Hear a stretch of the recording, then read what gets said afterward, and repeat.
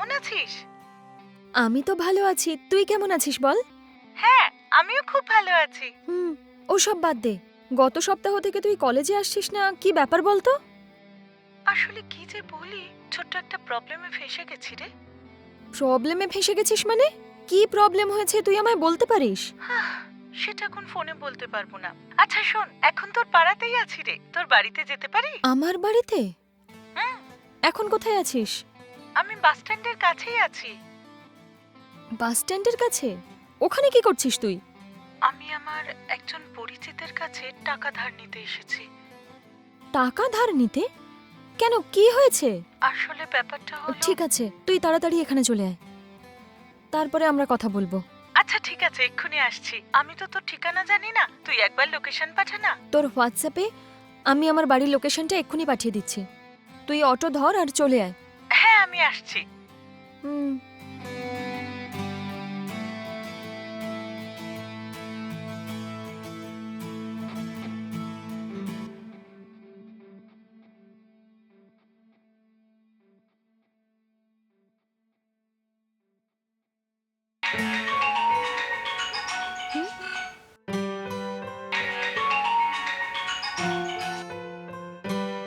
Hello. Hello, আমি তোর বাড়ির কাছে পৌঁছে গেছি।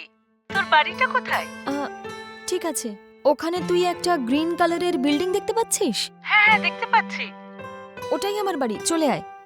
আচ্ছা ঠিক আছে, আসছি।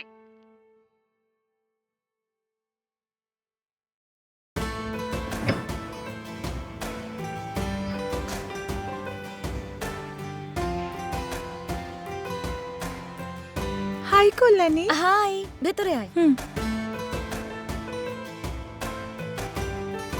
আয় আমার সঙ্গে।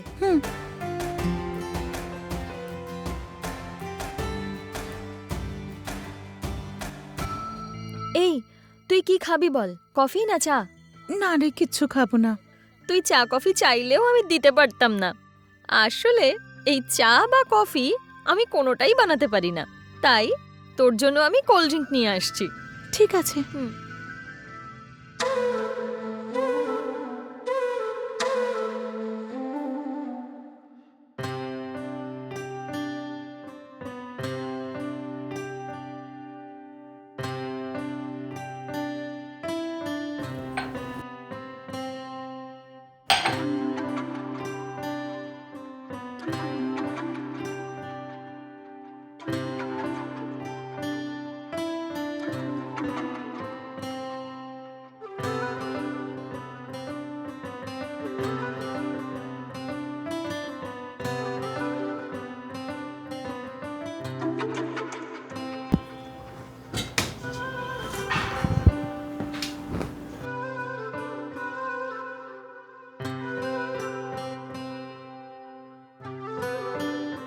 এই নে। হুম।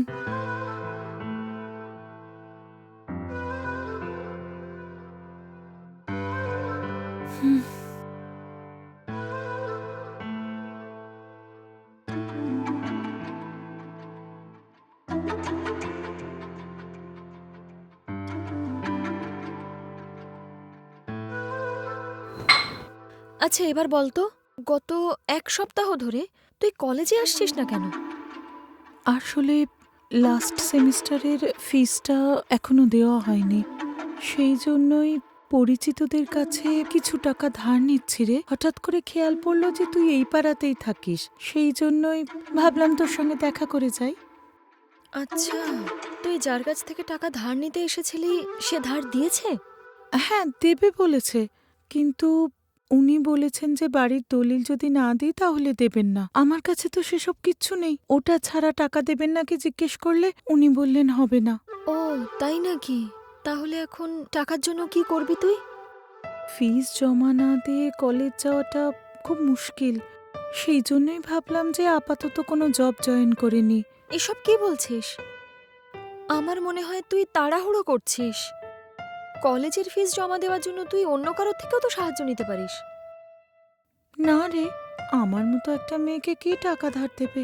আমি পাশ করার পর একটা ভালো জায়গায় চাকরি করব ভেবেছিলাম, কিন্তু আপাতত আমার ফ্যামিলির যা আর্থিক অবস্থা, মনে হয় না আমার পড়াশোনা কমপ্লিট করতে পারবো। আরে এসব বাজে বাজে কথা বলিস না তো তুই। আমি তোকে সাহায্য করব।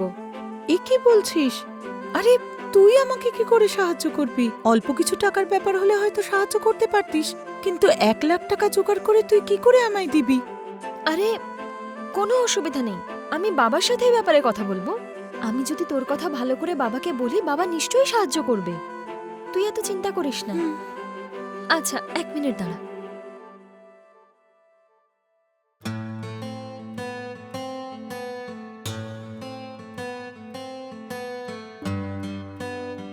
হ্যালো বাবা।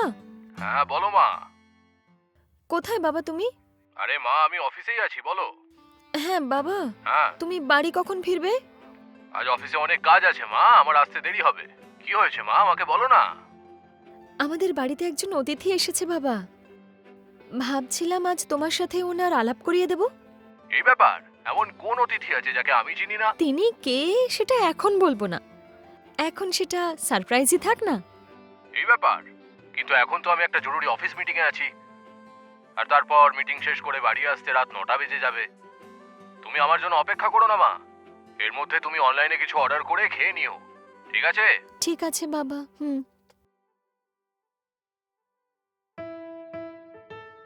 কি হলো কল্যাণী? আমি ভাবছিলাম আজ বাবাকে তোর ব্যাপারে সবকিছু বলবো, কিন্তু উনি তো এখন বিজনেস মিটিং নিয়ে খুবই ব্যস্ত, আর বাড়ি আসতে আসতে ওনার রাত্রে 9টা-10টা বেজে যাবে বললেন উনি। কিন্তু তুই চিন্তা করিস না, আমি যেভাবেই হোক তোকে সাহায্য করবই করব, ঠিক আছে? থ্যাঙ্কস রে। ঠিক আছে, তুই এত চিন্তা করিস না, তুই শুধু পড়াশোনায় মন দে, তোর ফিস আমি দিয়ে দেব, ঠিক আছে? থ্যাঙ্কস।